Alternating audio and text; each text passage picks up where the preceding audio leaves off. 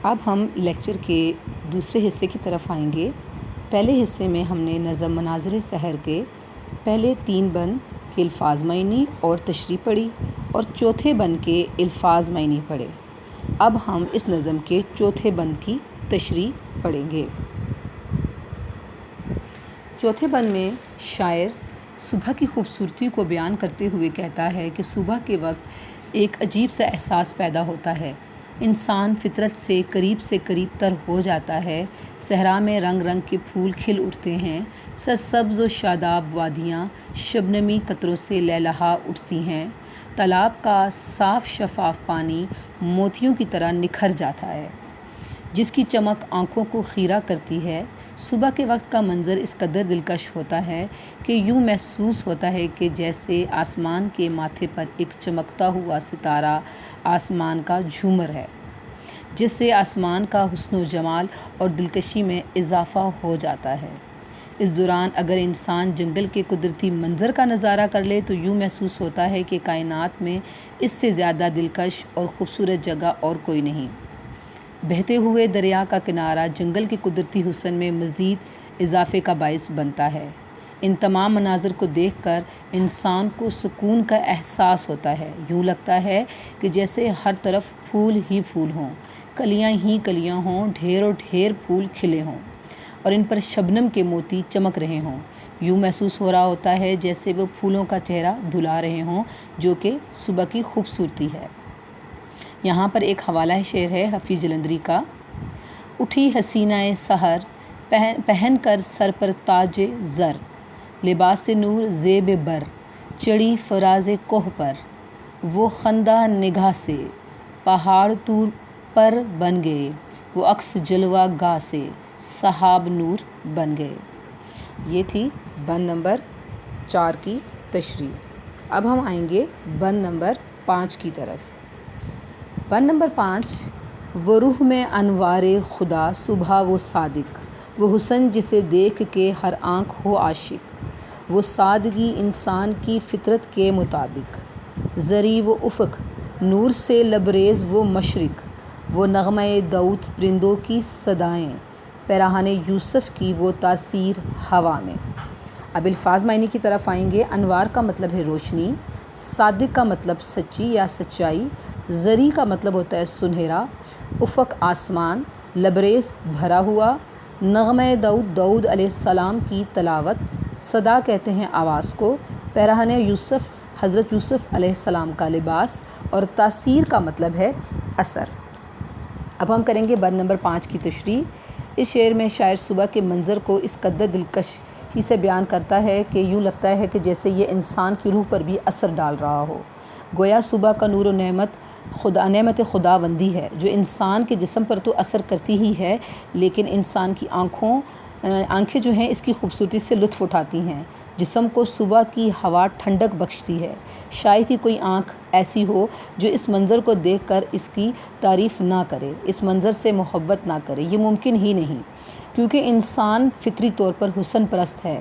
اگر اسے حسن قدرتی طور پر یوں جنگل وادیوں میں بکھرا ہوا ملے تو یقیناً آنکھ عاشق ہو ہی جاتی ہے، کیونکہ قدرت کی تعریف کا کوئی موقع ہاتھ سے جانے نہیں دیتا انسان۔ یقیناً صبح کی آمد کے بعد آسمان سے زیادہ زمین کی قدر و قیمت بڑھ جاتی ہے، کیونکہ صبح کا سارا نور زمین کو منور کرنے لگتا ہے، نور کے دھارے مشرق سے رواں دواں ہو جاتے ہیں۔ یہاں پر شاعر نے اس بند میں صنعت تلمی کا بھی استعمال کیا ہے۔ صنعت تلمی سے مراد کسی بھی بند یا شعر میں تاریخی واقعے کی طرف نشاندہی کرنا۔ یہاں پر تلمیحات کا استعمال کیا ہے، ایک نغمہ داؤد اور دوسرا پیراہن یوسف۔ حضرت داؤد علیہ السلام کو اللہ تعالیٰ نے خوبصورت آواز عطا کی تھی۔ روایت ہے کہ جب آپ علیہ السلام تلاوت کرتے تو پرندے اڑنا پرنا بھول جاتے تھے۔ چنانچہ اس تلمی کے پیش نظر شاعر کہتا ہے کہ پرندے اڑتے ہوئے نغمہ سرا ہیں اور ان کی آواز میں حضرت داؤد علیہ السلام کی ترنم ہے، اور اس طرح ان کی ترنم اس قدر خوبصورت ہے جیسے حضرت یوسف علیہ السلام کا پیرہن ہو۔ حضرت یوسف علیہ السلام کی خوبصورتی مشہور ہے۔ کہتے ہیں کہ لوگ حضرت یوسف علیہ السلام کو دیکھتے تھے تو آنکھ جھپکنا بھول جاتے تھے، اور چونکہ حضرت یوسف علیہ السلام کی قمیص کی خوشبو سے حضرت یعقوب علیہ السلام نے انہیں پہچانا تھا کہ یہ قمیص حضرت یوسف علیہ السلام کی ہے، تو اس واقعے کی پیش نظر شاعر کہتا ہے کہ ہوا میں حضرت یوسف علیہ السلام کی کپڑوں کی خوشبو بسی ہوئی ہے۔ اس کے بعد ہم آ جاتے ہیں بند نمبر 6 کی طرف۔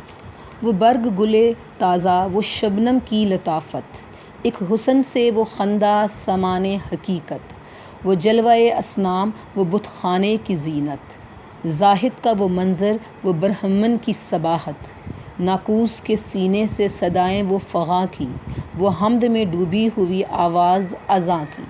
یہاں پر اب اس کے آئیں گے میننگ۔ یہاں پر برگ کے معنی پتا یا پتے ہیں، لطافت کہتے ہیں خوبصورتی کو، خندہ کہتے ہیں ہنسی کو، ہنسنے کو، جلوۂ اصنام ہوتا ہے محبوب کا نظارہ، اصنام کا مطلب ہوتا ہے محبوب، زینت کا مطلب ہے خوبصورتی، زاہد کا مطلب ہوتا ہے عبادت کرنے والا یا نیک آدمی، برہمن کہتے ہیں ہندوؤں کا پیشوا یعنی ہندوؤں کا بڑا، ٹھیک ہے، اور صباحت کا مطلب ہوتا ہے خوبصورت چہرے والا، ناقوس کہتے ہیں گھنٹی کو جو کہ مندر میں بجائی جاتی ہے، فغا کہتے ہیں فریاد کو۔ اب ہم آئیں گے بند نمبر 6 کی تشریح کی طرف۔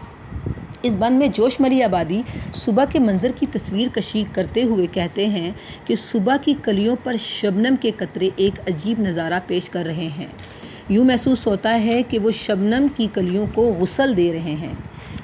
کائنات میں ہی نہیں بلکہ پوری دنیا میں یہ خوبصورتی ہر طرف نظر آ رہی ہوتی ہے۔ اللہ تعالیٰ نے صبح کا وقت عبادت کے لیے بنایا ہے۔ ہر ایک مذہب میں صبح کی ابتدا اپنے مذاہب کے مطابق سے کی جاتی ہے، اور اس عبادت میں نہ صرف انسان بلکہ کائنات کی ہر چیز مصروف ہوتی ہے۔ شاعر اس پس منظر میں بات کرتے ہوئے کہتا ہے کہ صبح کے ساتھ ہی ہر مذہب کے ماننے والے اپنے اپنے طریقوں سے اپنی عبادت میں مشغول ہو جاتے ہیں۔ لوگ پاک صاف ہو کر اپنی اپنی عبادت گاہوں کا رخ کرتے ہیں، کوئی اپنی آمد سے بت خانے کو، کوئی مندر کو اور کوئی مسجد کو زینت بخشتا ہے۔ مندر کے اندر کہیں ناقوس یعنی گھنٹیاں اور کہیں گجر یعنی بڑا گھنٹا بجایا جاتا ہے۔ ہر کوئی اپنے اپنے انداز میں اپنے عبادت کے فرائض سر انجام دے رہا ہوتا ہے۔ لوگ مسجدوں کی جانب چلے جاتے ہیں، ہر کوئی اپنے رب کائنات کی عبادت کرتا ہے اور اس کے سامنے اپنی فریاد پیش کرتا ہے، اپنے انداز میں حمد و ثنا کرتا ہے، اس کی دی ہوئی نعمتوں کا شکر ادا کرتا ہے۔ اسی بات کی عکاسی اس حوالہ شعر سے کی جا سکتی ہے کہ عبادتوں کے گھر کھلے، سعادتوں کے در کھلے، در قبول وا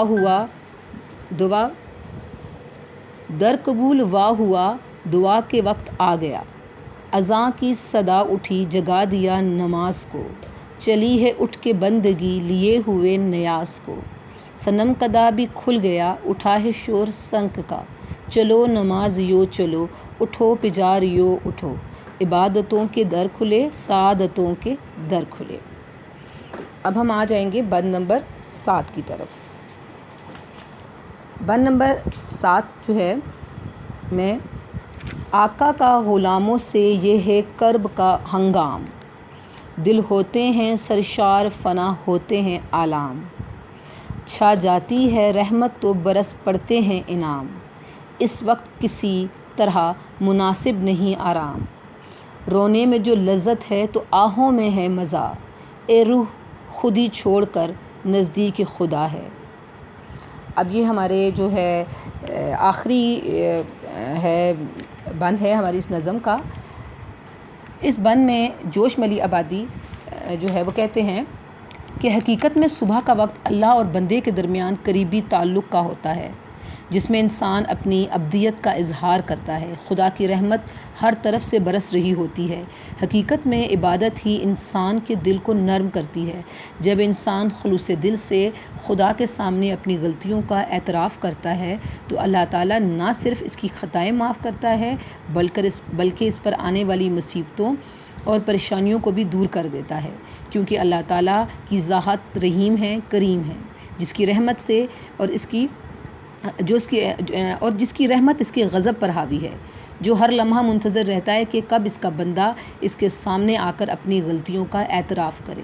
وہ رحیم اپنی رحمت اور اپنا کرم دکھاتے ہوئے اس کو معاف فرمائے، کیونکہ یہ وہ ہستی ہے جو انسان سے 70 ماؤں سے زیادہ پیار کرتی ہے اور انسان کی شہرک سے بھی زیادہ قریب ہے، اور وہ اپنی مخلوق کو کبھی تکلیف میں نہیں دیکھ سکتا۔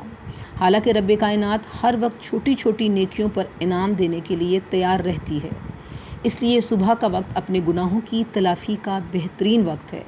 جب انسان اپنے گناہوں کا اعتراف کرتے ہوئے قرب الہی کا خواہش مند ہوتا ہے تو رب کائنات اس کو اپنی رحمتوں کی چھاؤں میں لے لیتی ہے۔ کیونکہ انسان روتا ہے تو اس میں ایک روحانی لذت ہوتی ہے، گناہ دھلتے جاتے ہیں، اس لیے انسان کو چاہیے کہ اپنی نفسانی بات ماننے کے بجائے خدا کی رحمتوں پر توجہ دے۔ نفس تو انسان کو غفلت میں ڈالتا ہے۔ یہاں پر ایک حوالہ شعر ہے: تے کر چکا جو منزل شب کاروان صبح، ہر سو سوئی بلند صدائے اذان صبح، انسان زمین پر محو ملک آسماں پر، جاری تھا ذکر قدرت حق ہر زباں پر۔ اس کے معنی میں نے بھی آپ کو نہیں بتا سکی، چلے اس کے معنی دیکھ لیں اس آخری بند کے۔ اس کے معنی ہیں قرب۔ قرب کا مطلب ہوتا ہے نزدیکی، ہنگام کا مطلب ہوتا ہے وقت، سرشار کا مطلب ہوتا ہے مست، آلام کا مطلب ہوتا ہے غم یا علم کی جمع۔ اس کے بعد ہے جی آہوں کا مطلب ہوتا ہے فریاد، مزہ کا مطلب ہوتا ہے لذت، اور خودی کا مطلب ہوتا ہے خودداری۔ اور باحوالہ یہ ہے دیوان جوش طبع اول سے یہ لی گئی ہے نظم، اور یہاں پر ہماری نظم کی تشریح کا اختتام ہو جاتا ہے۔ اور یہ نظم کی تشریح اسٹوڈنٹس آپ نے نہ صرف اس کو سننا ہے اور سننے کے بعد اسے اپنے لفظوں میں لکھنے کی بھی کوشش کرنی ہے، تاکہ جیسے کہ میں ہمیشہ آپ کو ہر لیکچر میں یہی کہہ رہی ہوتی ہوں کہ لکھنے سے آپ کا نہ صرف املا اچھا ہوگا، آپ کی سپیڈ بہتر ہوگی، اور آپ جو ہے اردو میں آپ کو زیادہ یاد کرنے کی ضرورت نہیں ہے۔ جتنا آپ اس ویڈیو لیکچر کو سنیں گے اور اپنے لفظوں میں لکھیں گے، آپ کی مشق ہوگی۔ اللہ حافظ اسٹوڈنٹس۔